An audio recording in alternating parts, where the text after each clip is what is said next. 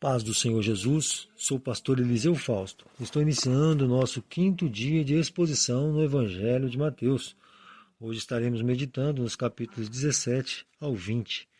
O capítulo 17 se inicia no versículo 1 até o 13, com a descrição de um evento que, ao meu ver, completa o final do capítulo 16. Pois Mateus afirma que 6 dias depois, Jesus chamou em particular apenas 3 de todos os seus discípulos, para que com ele subissem ao monte e contemplassem a sua glória. O que nos faz entender que a declaração dele, no capítulo anterior, de que alguns dos seus discípulos não provariam a morte antes de contemplar a sua glória, seja cumprida neste evento, pois somente Pedro, Tiago e João contemplaram este momento. Após essa revelação gloriosa, os discípulos lançaram diante dele uma dúvida sobre o Elias prometido, que viria antes do Messias. Jesus deixou a entender que João Batista era este Elias prometido, e Mateus confirma esse entendimento. Não que fosse uma reencarnação de Elias, mas sim possuísse a mesma autoridade profética como registrou Malaquias. Do versículo 14 até o 21, o evangelista Mateus registra um evento intrigante, pois um jovem que, devido a uma manifestação demoníaca, se jogava na água e no fogo de modo compulsório. E o pai desse jovem o levou até os discípulos de Jesus para que eles pudessem livrá-lo desse mal. Mas os discípulos não conseguiram, devido à pouca fé que tinham, segundo Jesus no versículo 20. Mateus faz questão de deixar registrado o impressionante desabafo de Jesus sobre a incredulidade de seus discípulos no versículo 17, onde está escrito que a incredulidade deles o fez sofrer. Jesus expulsou o demônio do jovem, o libertando do mal. Os versículos 22 e 23, Jesus relembra-os sobre a sua morte iminente e futura ressurreição, mas desta vez nenhum dos discípulos se manifestou. Mateus apenas registra que eles se entristeceram demasiadamente. A partir do versículo 24, Mateus registra um episódio que nos conduz ao entendimento da realeza de Jesus ensinada aos seus discípulos, pois Pedro foi indagado por alguns cobradores de impostos sobre a obrigatoriedade de Jesus mesmo pagar os impostos. Quando ele chegou até Jesus, se impressionou com o conhecimento prévio, pois Jesus já sabia da pergunta feita a Pedro. A pergunta que Jesus antecipa a Pedro era sobre a obrigação de um rei em pagar tributos em seu reinado. A resposta de Pedro é que a família real não deveria se submeter ao pagamento de impostos.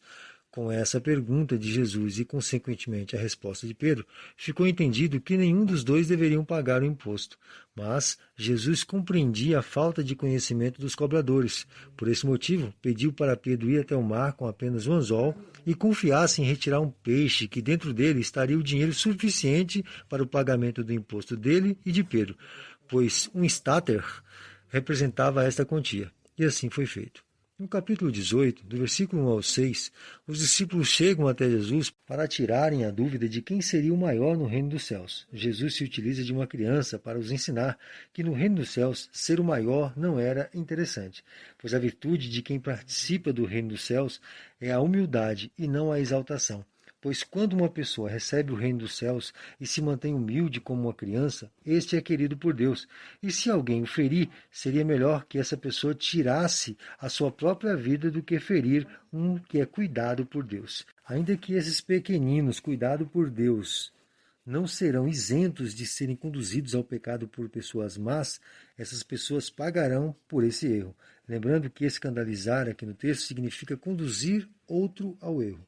Nos versículos 8 e 9, Mateus reconduz o ensino de Cristo sobre o escândalo de terceiros para o próprio indivíduo, que deveria ser prudente consigo mesmo, evitando que qualquer predisposição que haja em si mesmo para a prática do pecado deveria ser imediatamente censurada. Ou seja, se o olhar para determinadas imagens ou situações o conduzir ao erro, evite imediatamente esse tipo de olhares. Jesus está orientando a sermos intolerantes, com a mínima possibilidade da prática do pecado.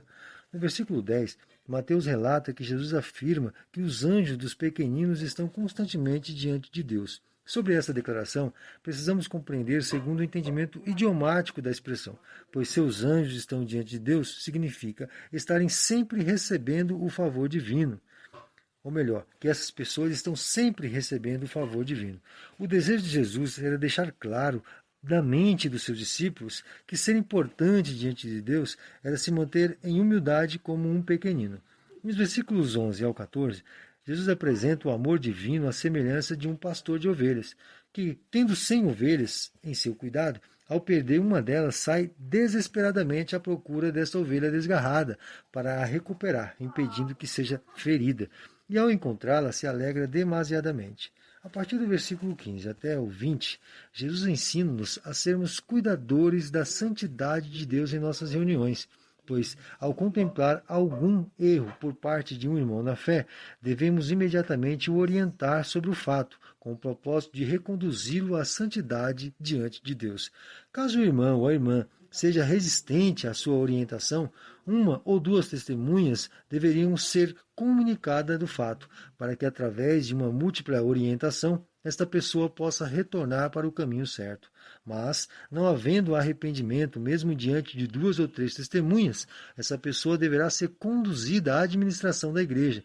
Se após a orientação da liderança da igreja a pessoa ainda persistir no erro, deverá ser considerada uma pessoa impenitente e, consequentemente, ímpia, sendo necessariamente excluída do reino dos céus, pois não considerar a santidade de Deus em primeiro lugar era um grande erro. Jesus confere autoridade a 2 ou 3 testemunhas fiéis a ele em levar diante de Deus casos de reprovação espiritual. Isso ele disse no versículo 19 e 20. Nos versículos 21 e 22, Jesus afirma que o perdão pessoal é uma regra inalterável no reino dos céus, sua igreja. E para confirmar esta regra, nos últimos versículos do capítulo, ele conta uma parábola acerca de um homem que devia uma enorme quantidade de valor a um patrão. E devido a esta enorme dívida, o patrão decidiu prender ele e toda a sua família. Mas o homem se humilhou de tal maneira diante de seu patrão que sua dívida foi totalmente perdoada. Porém, este mesmo homem também possuía alguns valores a serem resgatados de seus súditos, e ele não teve a mesma generosidade e compaixão que o seu patrão teve com ele, com seu devedor, mas decidiu castigá-lo pelo que devia. Quando seu patrão ficou sabendo desta atitude do homem, resolveu prendê-lo sem perdão, pois não usou da mesma generosidade que recebeu com aquele que o devia. Jesus aplica esta parábola à verdade acerca do perdão. Pois, assim como Deus tem nos perdoado multidões de pecados e erros, assim nós devemos perdoar os erros de nossos semelhantes. O nosso pecado diante de Deus merece condenação eterna, pois Deus é um ser eterno, e se Ele, sendo eternamente soberano, decidiu perdoar a miseráveis pecadores como nós, por que não podemos perdoar a erros momentâneos cometidos contra nós aqui? Assim, aqueles que não perdoarem também não serão perdoados. Entrando no capítulo 19, iniciamos o segundo momento relatado por Mateus sobre a trajetória do Messias, quando ele retorna para a Judéia, como descrito nos versículos 1 e 2, onde já chegou realizando muitas curas. Antes, porém, preciso fazer uma breve recapitulação, já que entramos no segundo e último momento descrito por Mateus. Bom, vimos nos capítulos de 1 ao 4 a introdução da história do Messias. Nos capítulos 5 ao 7, vimos a mensagem ou o ensino do Messias em 10 partes. E nos capítulos de 8 ao 10, vimos os 10 milagres operados pelo Messias. E por fim, no capítulo 11 até o 18, vimos as 10 reações dos espectadores em relação ao ensino e aos milagres que o Messias realizou. Agora estaremos caminhando para as últimas ações do Messias, que principia em seu retorno à Judéia, e temos a sua apresentação aqui na Judéia, nos capítulos 19 ao 25. Nos capítulos 26 e 27, a sua crucificação, e por fim, no capítulo 28, a sua ressurreição.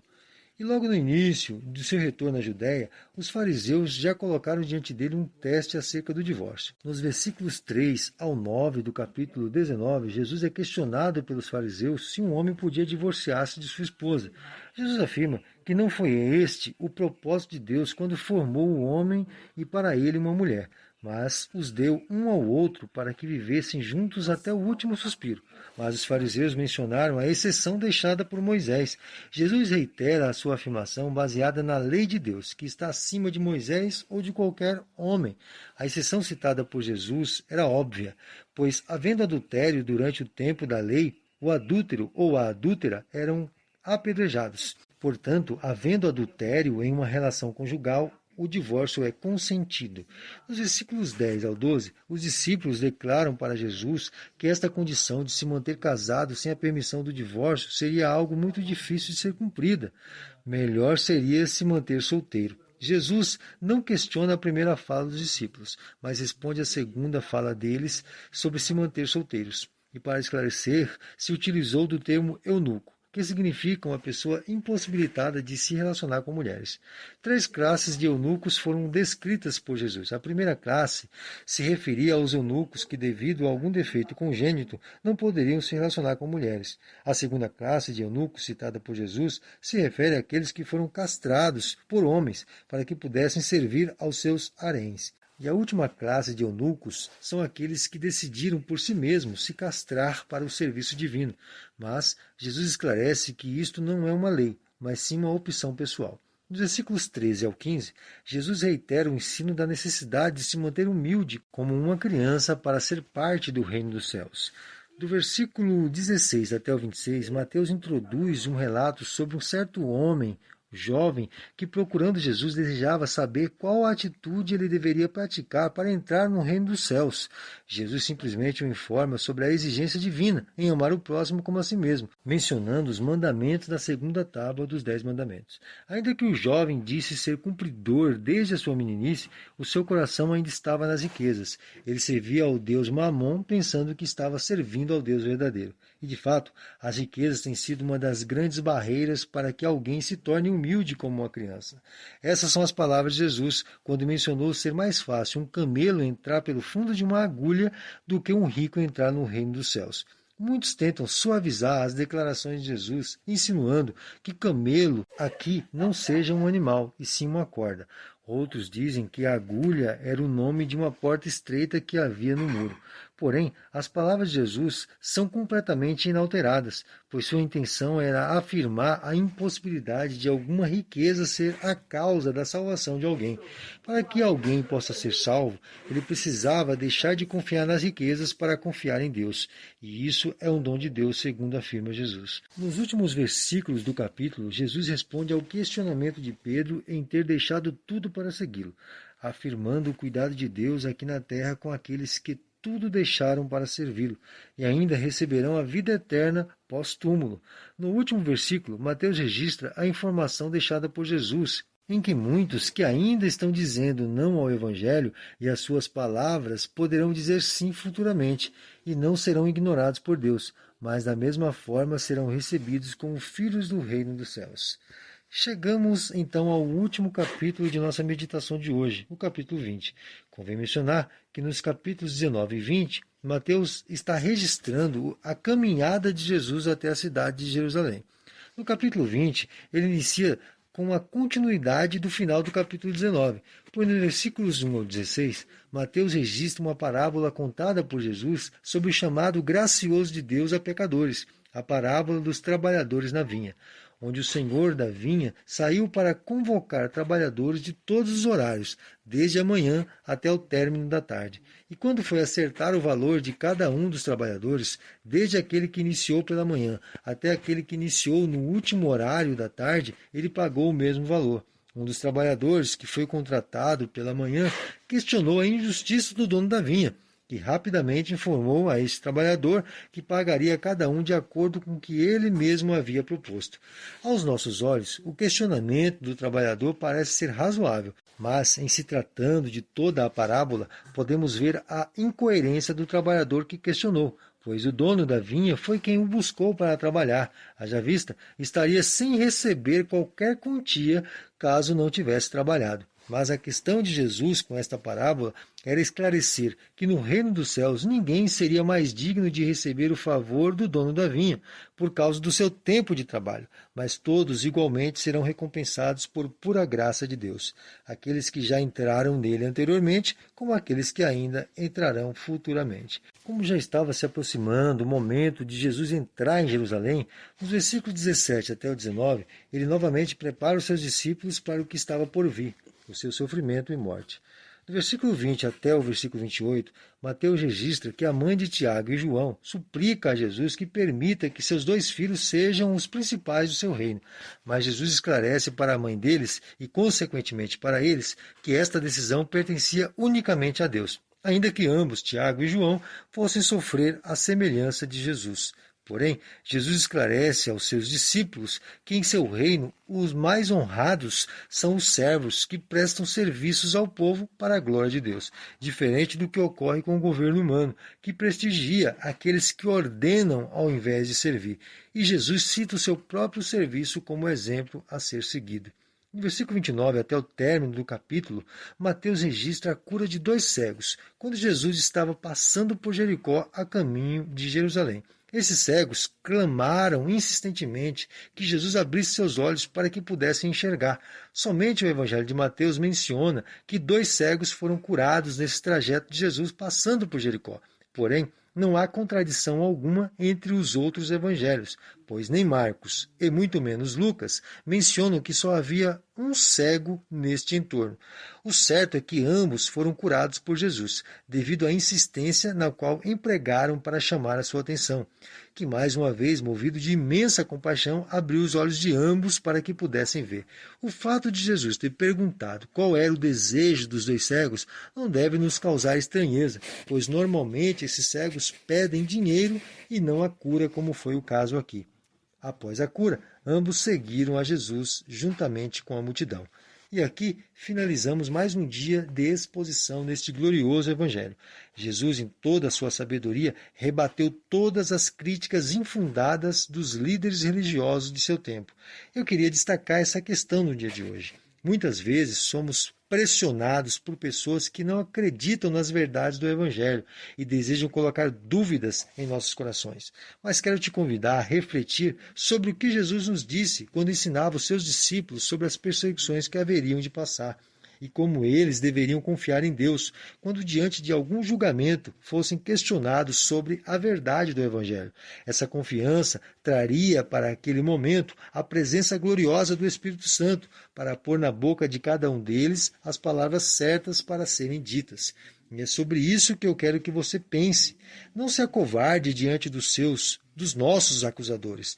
Creia em Deus, que está contigo diante das adversidades e diante dos seus perseguidores. Ele é poderoso para te dar a palavra certa quando estiver diante de um opositor do Evangelho.